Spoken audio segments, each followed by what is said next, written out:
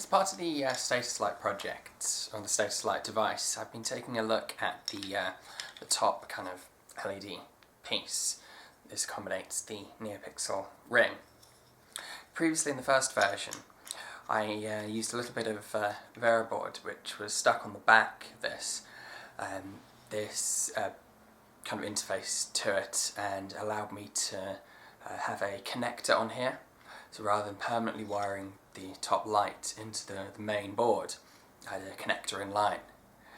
Now I'm taking a look at this project again because I want to eliminate the trinket circuit board in there, because with the updates to the electric imp it's no longer needed. And so I'm taking a look at this piece as well. And at the same time I also want to try and get back into PCB kind of design and getting this produced. It's been quite a number of years since I've had anything like that done, and so this would be a kind of a quick little way of doing that. So I've designed a really simple circuit which will mount on the back of this ring, and it will give me a connector.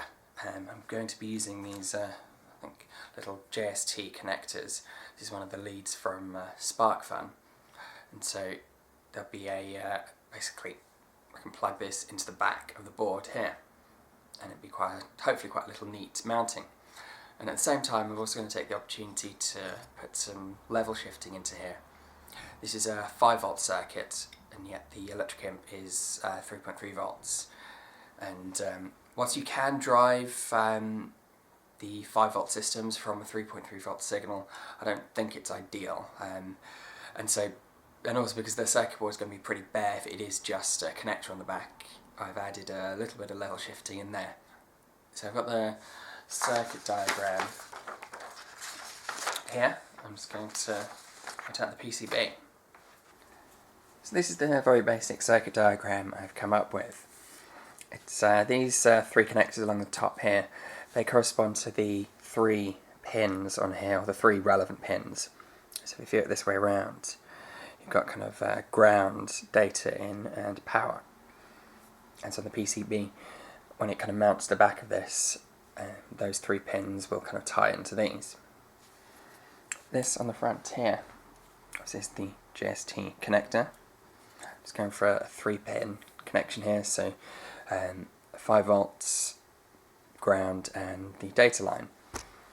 And I'm just using a level shifting system here. This is based on the circuit for the SparkFun level shifter board, and so using roughly their circuit there.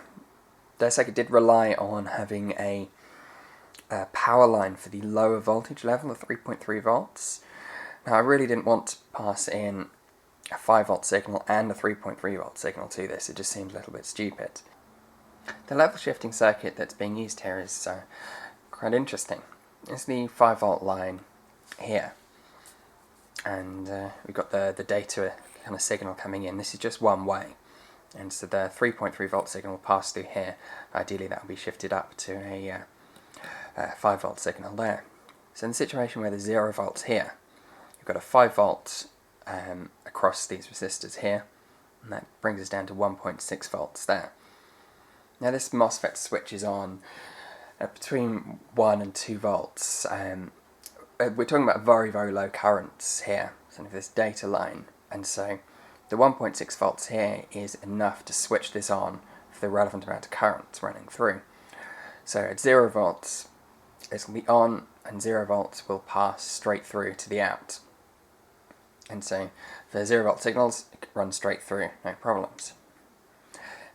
But if we switch up to 3.3 volts here, now this 3.3 volts across this divider up here up to 5 volts gives us roughly about half a volt signal there, kind of 0.5, 0.6. And so that's relative to this position here. And so that's not enough to switch on this MOSFET. So the MOSFET remains turned off. And so when the MOSFET's off, this output here is controlled by this resistor here. This pulls the signal to the 5 volt line. So when there's 3.3 volts coming in here, this is off, nothing flows, and so the biasing here makes this output 5 volts. And just wondering, there is no connection at this point here, that's just run straight across. As mentioned, this design varies slightly from SparkFun level shifter, but I'm hoping it will work as planned. I don't have these parts to hand to test, and I want to get this order shipped off soon. So hopefully this will work. This is kind of roughly the rough board layout designed. I may tweak it a little bit, but obviously this is scaled up a bit. But this corresponds to kind of this layout here. So these pins fairly accurately line up with this, but it doesn't need to be perfect because it's going to be mounted on the back here. I'm going to have little kind of pins running through, and I can put a little bit of bend and flex in those if I need to. But I've printed out a one-to-one, and it does seem to line up pretty accurately. This connector in here is just a surface mount version of this connector, and again the MOSFET and the various different resistors.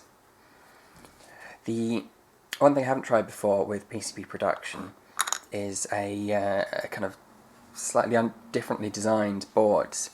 So this blue line here is ideally what I want them to cut. I'm putting this on a milling layer on the production, and I'm not 100% sure if that's going to work. I'll read a bit more about the services that I'm using, see what options are available. But what I'm going to do as a backup is just put a silk screen circle on as well, so that if it doesn't get cut, at least I'll have an exact line marking out where I do need to cut it, and I can then run around with a saw and cut it myself if I have to. And for this board, I'm using a service called ITEAD Studio, ITEAD Studio. It's a company I haven't used before, but it's been recommended just for cost primarily. Normally with the batch PCB services, it's your kind of minimum board size is 10 centimeters by 10 centimeters. Now this is roughly 5 by 5, and I'm only interested in one of these at the moment. Obviously, ideally, I'd kind of panel them up, which would work quite well. But this service from ITEAD Studio, they seem to offer kind of a lower rate for smaller sizes. It's not a minimum at 10, so I think it should only cost about $10 to come and get this board produced. And so hopefully in a week or two, when it turns up, we'll find out if it's been successful and if I made a mistake or not.